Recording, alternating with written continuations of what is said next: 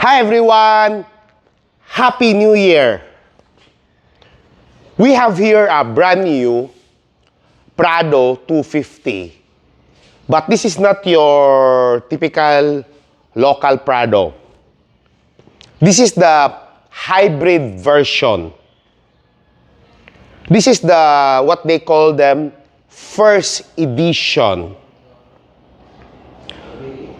This is a hybrid engine.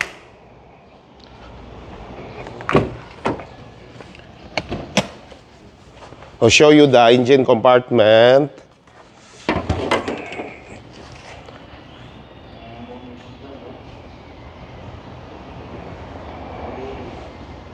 Then the difference is the headlight, as you can see, round with projector inside. And this is equipped with rigid fog lamp already. Before I forgot, I also installed Mitsuba Arena 3. This is only one set. We'll do a sound check.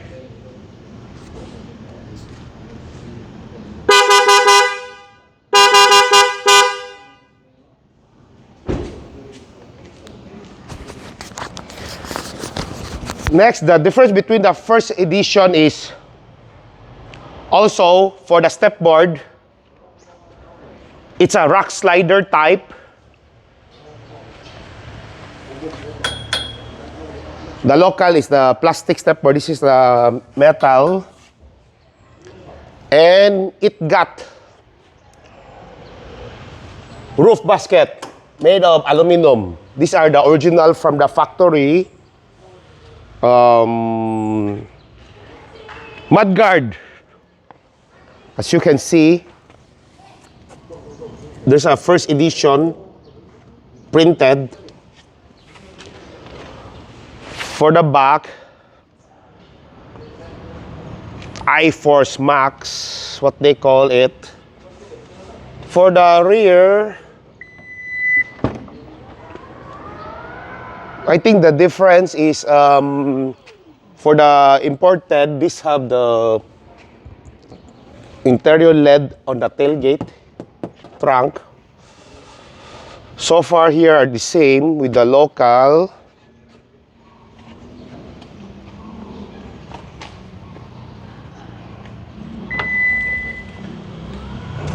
For the interior here,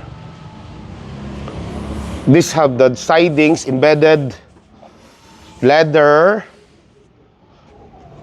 first edition.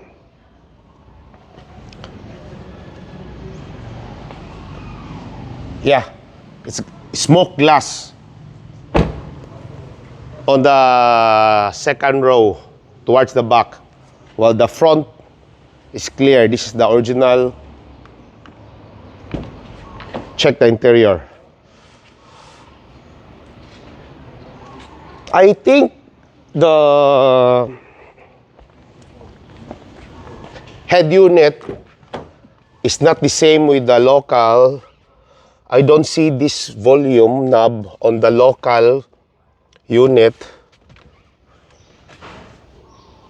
Yeah.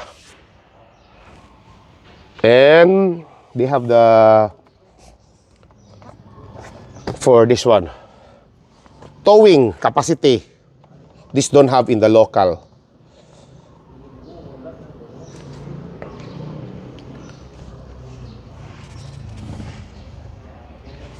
Sunroof, same. What are, okay.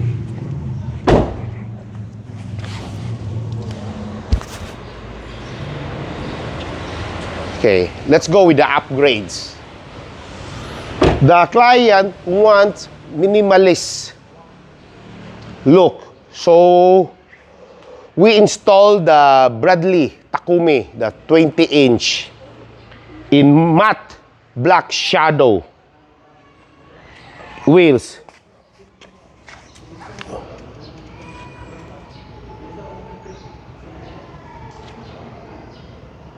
This is specific for LC250 and LC300.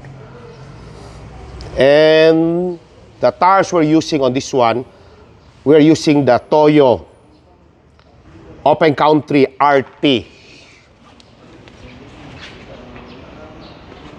As you can see, perfect flush from the side.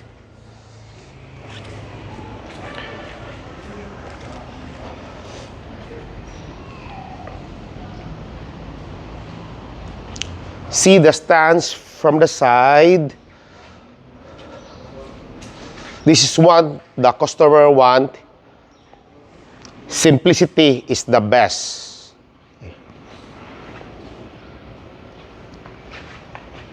Okay. If you're interested with our build here, feel free to message me. And please follow and subscribe my YouTube channel, PRS Car Accessories and Services. So here everyone, stay safe always. Happy 2026. Bye!